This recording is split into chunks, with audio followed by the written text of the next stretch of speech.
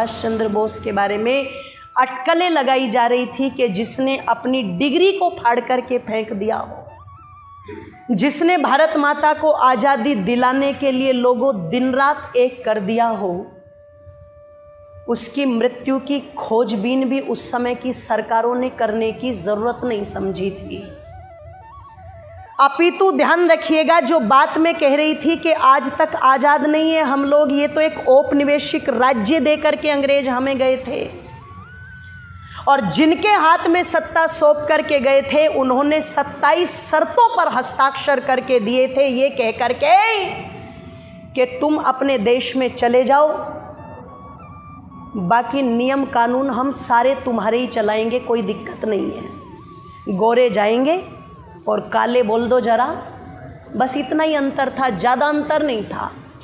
उन 27 शर्तों पर जब भारत के पहले प्रधानमंत्री ने हस्ताक्षर किए थे तो ध्यान रखिएगा, एक शर्त उसमें यह भी रखी थी लंदन की पार्लियामेंट के अंदर, जिस दिन सुभाष चंद्र बोस जिंदा या मुर्दा मिल जाएगा उस दिन हमें सौंपना होगा।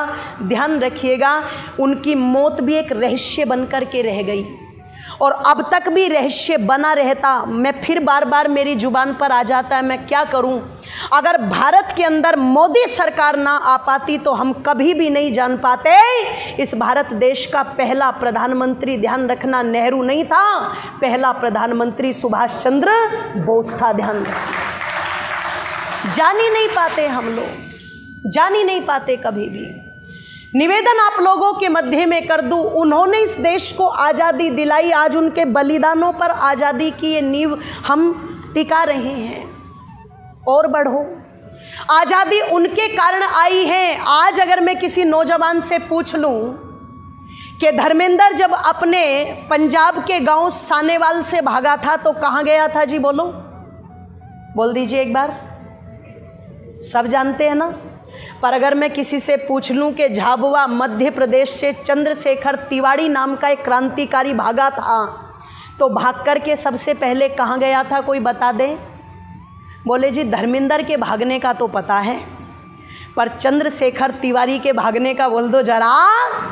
ये चंद्रशेखर तिवारी वही चंद्रशेखर आज़ाद था जो घर से भाग कर के मुंबई गया और मुंबई से भागकर के बनारस आया और बनारस किताबों को एक तरफ रख कर के कांग्रेस के जुलूस में बोलो शामिल हो गया और भारत माता जिंदाबाद के नारे लगाने शुरू कर दिए, इनकलाब जिंदाबाद के नारे लगाने शुरू कर दिए। और जब 16 साल के चंद्रशेखर तिवारी को पकड़ कर के अदालत में ले जाया गया और जज ने पूछा तुम्हारा नाम क्या है, उससे पहले इस बालक को सब चंद्रशेखर कह कर के बुलाते थे, नामकरण संस्कार दूसरे किया करते हैं। पर 16 साल की उम्र के अंदर इस नौजवान के अंदर इतना जुनून था कि जैसे ही जज ने पूछा तुम्हारा नाम क्या है, ये तुरंत धड़ल्ले से कहता है मेरा नाम है आज़ाद। माँ का नाम क्या है, आज़ादी।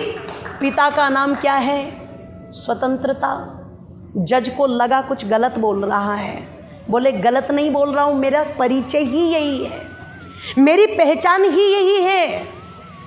कोड़े लगाए, लगाओ कोड़े इसको, और जब तक चूना बोल जाए तब तक लगाते रहना।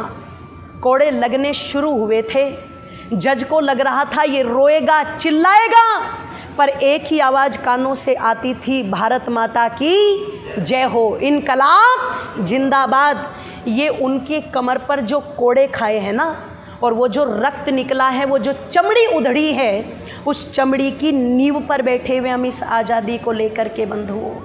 और निवेदन कर दूं आप लोगों के सामने, कम नहीं है बलिदान उस भगत सिंह का, जिस भगत सिंह ने छोटी सी आयु में अपने पिता के नाम पर पत्र लिख दिया था। आज का नौजवान, थोड़ी सी आयु होती है ना 15-16 वर्ष की, तो मुझे क्षमा कीजिएगा, मुझे कहना पड़ रहा है, मुझे कहना पड़ रहा है, मोबाइल पर, फेसबुक पर, व्हाट्सएप पर दोस्ती करना आरंभ कर देता है। किससे दोस्ती करूं, कैसी दुल्हन मेरी होनी चाहिए, कैसी लड़की से मुझे विवाह करना है। अधिकतर नौजवानों के मन में ये चीज़ें चलती हैं। पर चिंतन करना एक वो भी नौजवान थे कि घर वालों ने विचार किया इसके पैरों में बेड़ियां डाल दो, इसकी शादी कर दो।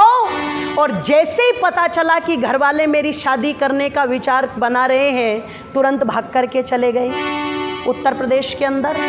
और भाग कर के चले गए तो पिता के नाम पर पत्र लिखा, और पत्र में क्या लिखते हैं कि पिताजी, आप शायद भूल गए होंगे पर मैं नहीं भूल सकता कि जब दादा अर्जुन सिंह ने मेरा यज्ञोपवीत संस्कार कराया था, पंडित लोकनाथ तर्क वाचस्पति ने यज्ञोपवीत संस्कार किया था, जो भारत के प्रथम अंतरिक्ष यात्री राकेश शर्मा के दादा थे, आर्य समाज के बहुत बड़े विद्वान थे, और जो हम यज्ञ प्रार्थना गाते वो उन्हीं की लिखी हुई थी।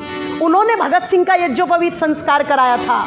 तो भगत सिंह चिट्ठी में लिखता है कि जब मेरे दादा ने मेरा यज्ञोपवीत संस्कार कराया था, 8 वर्ष की मेरी आयु थी, और मुझे याद है कि दादा ने गोद में लेकर के कहा था कि मैंने ये अपना पोता देश के नाम कर दिया।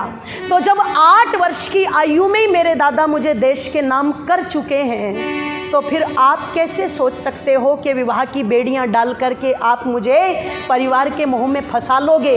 मेरा जन्म किसी एक परिवार को बसाने के लिए नहीं हुआ है पिताजी, मेरा जन्म तो भारत माता की, बोल दो जरा, आज़ादी के लिए हुआ है। सो उस आज़ादी के सपने को मैं पूरा करने के लिए जा रहा हूँ, साकार करने के लिए जा रहा हूँ। और जब मेरे दादा ने उसके लिए अपने जीवन को खपाया है, आपने उसके लिए अपने जीवन को खपाया है, मेरे चाचा उसके लिए देश निकाला लेकर के चले गए, तो भला इस परंपरा में मैं पीछे क्यों रहूँ? मैं भी तो यही कार्य करूँगा ना, मैं भी तो आपके नक्शे कदम पर चलूँगा। चल पड़ा था वो भगत, और ऐसा चला था कि जिस समय फांसी की सज़ा हुई, आइए 2 कार्यक्रमों में इस गीत की फरमाइश थी, मैं इसको रख देती हूँ। जिस समय फांसी की सज़ा हुई, जेल में दादी मिलने के लिए आई, माँ मिलने के लिए आई। अपनी दादी और माँ दोनों को देख करके, माताओं हो जाओ आगे आगे, थोड़ा ध्यान से सुनो। अपनी दादी को देख करके सरदार भगत सिंह कहते हैं अपनी माँ से, माँ मैंने मना किया था ना पहले ही कि दादी को लेकर के मत आना। तो जैसे ये शब्द निकले, भगत सिंह कहता है तो दादी बोल पड़ी, और क्या बोली कि बेटे दादी को कमज़ोर समझ लिया, ये समझ रहा है कि तुझे देख के रो पड़ूंगी, या ये सोच रहा है कि तुझे देख करके दिल का दौरा पड़ जाएगा और दादी मर जाएगी शौक से। नहीं बेटे, हम तुझसे पैदा नहीं हुए, तू हमसे पैदा हुआ है। और देख, तेरी फांसी चढ़ने का भी तेरी दादी के मन में कितना उत्साह है। कोई तो आंसू टपकाते टपकाते जेलों के अंदर आती होगी, पर तेरी दादी तेरे लिए रसगुल्ले बना करके लाई है, ले खा, और खा करके तुरंत फांसी चढ़ जा। ये दादी के शब्द थे भगत सिंह की। और निवेदन कर दूं आप लोगों के सामने, जब भगत सिंह रसगुल्ले खाने लगा तो दादी तो कलेजे को थाम करके खड़ी थी, पर माँ से खड़ा नहीं हुआ गया, क्योंकि माँ तो माँ होती है ना। एक पलड़े में बालक के तुम सारी उम्र उठा लो, और एक पलड़े में माँ के केवल 9 महीने डालो, फिर भी माँ की ममता वाला पलड़ा झुक झुक जाता। और एक तरफ है सारी दुनिया, एक तरफ है माता। आँखों में आंसू आ गए, रोक नहीं पाई, और आँखों में आंसू भर कर के जब भगत की ओर देखा तो भगत सिंह कहता है, माँ अगर रोना है तो घर चली जा, मेरी दादी से सीख कुछ, देख कितनी मजबूती से खड़ी है, और तू रो कर के मुझे कमज़ोर बनाना चाहती। बोले बेटे, कमज़ोर नहीं बनाना चाहती, बिल्कुल नहीं चाहती। बोले नहीं चाहती तो फिर रोई क्यों? कि ये रोना तो इसलिए आ गया, कहाँ तो इस उम्र में तुझे घोड़ी चढ़ते हुए देखती, और कहाँ आज तुझे फांसी चढ़ी की अंतिम विदाई देने के लिए आई हूँ। तो कुछ दिन बाद फांसी चढ़ जाएगा, तुझे देख नहीं पाऊंगी मेरे लाल, बस इसलिए रोना आ गया। तेरे विवाह के सपने देखे थे, पर तू इतना निर्मोही निकला कि निकल गया उससे बाहर। भगत कहता है, माँ विवाह तो मैं कर रहा हूँ, विवाह तो मैं कर रहा हूँ, घोड़ी तो मैं चढ़ रहा हूँ, पर वो ऐसी चढ़त नहीं है जो दुनिया के लड़के करते हैं। वो ऐसी चढ़त है जिसको कोई कोई विरला ही करता है। और जब मैं उस चढ़त पर चढ़ जाऊंगा तो वो दुल्हन आएगी जो तुझे नहीं मेरी भारत माता को सुख प्रदान करेगी, क्योंकि मेरी उस दुल्हन का नाम है आज़ादी। माँ, मैंने तो विवाह आज़ादी के साथ कर लिया है, और अगर तू मेरी माँ है और चाहती है कि अपने बेटे की अंतिम इच्छा को पूरी करूं तो घर जा, और जैसे विवाह शादी में गीत गाए जाते हैं ना, वैसे गीत गा। ये मेरी आखिरी इच्छा है। कलेजे पर पत्थर रख कर के बिना बोले चुपचाप चल पड़ी। और मैंने सोचा ये घटना शायद कवि ने कल्पना में लिख दी होगी, पर भगत सिंह के छोटे भाई थे कुलतार सिंह और उनके पोते हैं कर्ण सिंह, सहारनपुर के अंदर रहते हैं। भगत सिंह के पोते ही लगे। वो मिले थे मुझे एक जगह पर। मैंने उनसे पूछा क्या ये घटना सच थी? बोले बिल्कुल हकीकत थी। फांसी चढ़ने से एक दिन पहले घर पर गीत गाए जा रहे थे, और फांसी होनी तो थी 24 मार्च को, पर 23 मार्च को ही दे दी थी। गीत भी उसी दिन गाए जा रहे थे। वो गीत तो क्या रहे होंगे मैं नहीं जानती, पर कवि ने बहुत सुंदर शब्दों में लिखा। घर पर गई, मोहल्ले पड़ोस की महिलाओं को बुलवा लिया। सारी महिलाएं हैरान थी, पता नहीं क्यों बुला रही है। पर जब भगत सिंह के घर, जो पंजाब लायलपुर में पड़ता था, आज तो पाकिस्तान में चला गया, जब जाकर के देखा तो भगत सिंह की चाची हरनाम कौर बैठी है, दादी बैठी है, माँ बैठी है विद्यावती। मोहल्ले पड़ोस की महिलाओं ने कहा बहन क्यों बुलाया? बोले बैठो गीत गाओ। एक औरत ने कहा पागल, जिनके घर में बूढ़ा भी मर जाता है वो भी कोई अच्छा काम नहीं करते, और तेरा जवान बेटा फांसी चढ़ जाएगा 24 तारीख को और तू गीत गाने की बात कर रही है। तो देखो माँ बेटे के रंग में रख गई। क्या कहती है? खबरदार अगर ये कहा फांसी चढ़ रहा है, फांसी नहीं चढ़ रहा मेरा लाल, कि और कि सुन कि देश में बर्बादी है, लाड़ी माँ की आजादी है,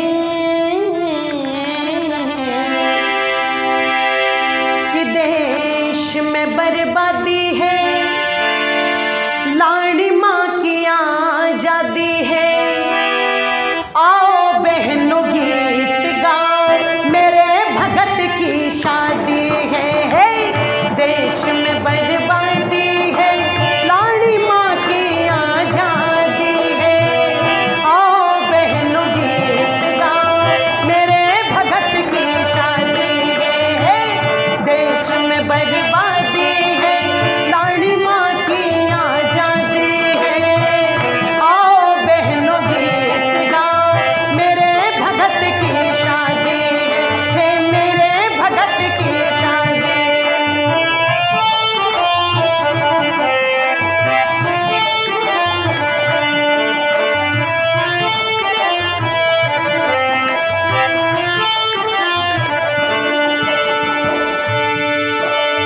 जितने भी दुख थे दुनिया में, सबसे बेटा पार मेरा, सबसे बेटा पार मेरा। जितने भी दुख थे दुनिया में, सबसे बेटा पार मेरा, सबसे बेटा पार मेरा। मेरी बहना ये मत कहना पुत्र हुआ गिरफ्तार मेरा, पुत्र हुआ गिरफ्तार मेरा। डंडा बेड़ी ला लई, हाथों विच सजा लई,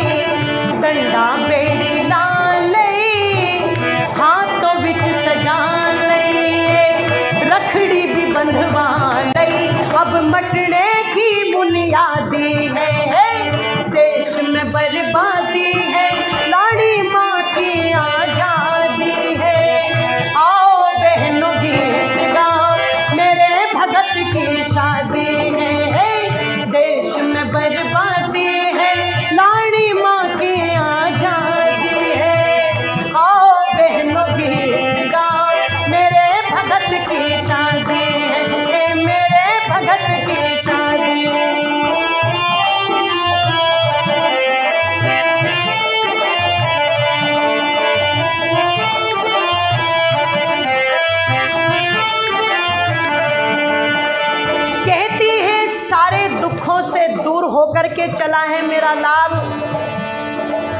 शादी करने के लिए, शादी है उसकी।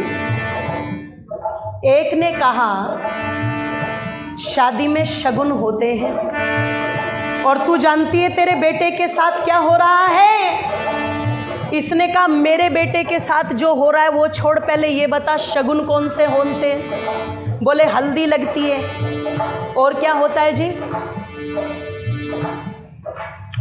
ऐसा लग रहा है बिना विवाह वाले ही बैठे हैं सारे के सारे। विवाह तो हुआ होगा ना, कुछ याद है? या फिर ये सोच रहे हो कि उस दुखद घटना को याद मत दिलाओ, बस बिल्कुल भी। हल्दी लगती है, कंगना बांधा जाता है। विद्यावती जानते हो क्या बोली? 100 तो मेरे बिलाल के भी बंध रहे हैं। जब गोरे अंग्रेज कमर पर चाबुक बजाते हैं ना, तो लाल रंग निकल कर के आता है, वो हल्दी तो है।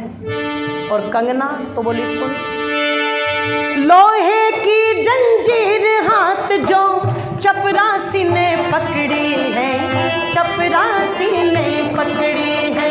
तालियां खोल दीजिए सभी के सभी एक साथ। ये बात,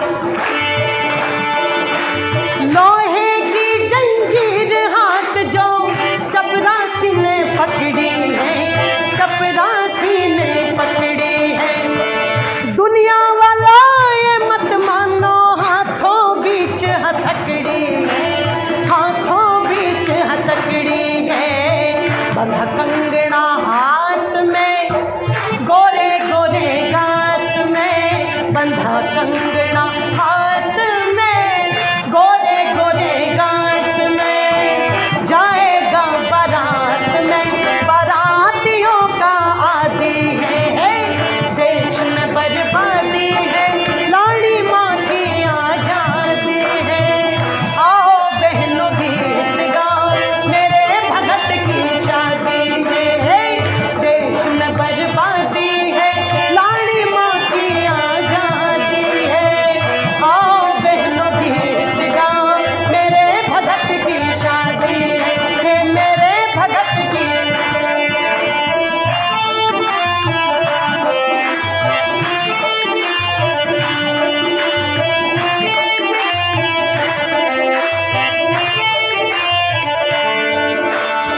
कहती है वो हाथों में हथकड़ी वो कंगना है। और अब ये मत कहना कि बारात साथ में है या नहीं, बाराती भी है, और ऐसे वैसे बाराती नहीं है। कैसे बाराती? बोली सुन, राजगुरु, राजगुरु सुखदेव भगत के साथ बाराती जावेंगे, साथ बाराती जावेंगे। राजगुरु सुखदेव भगत के साथ बाराती जावेंगे, साथ बाराती जावेंगे। नाते रिश्तेदार भगत को फांसी हार पहनावेंगे, फांसी हार पहनावेंगे।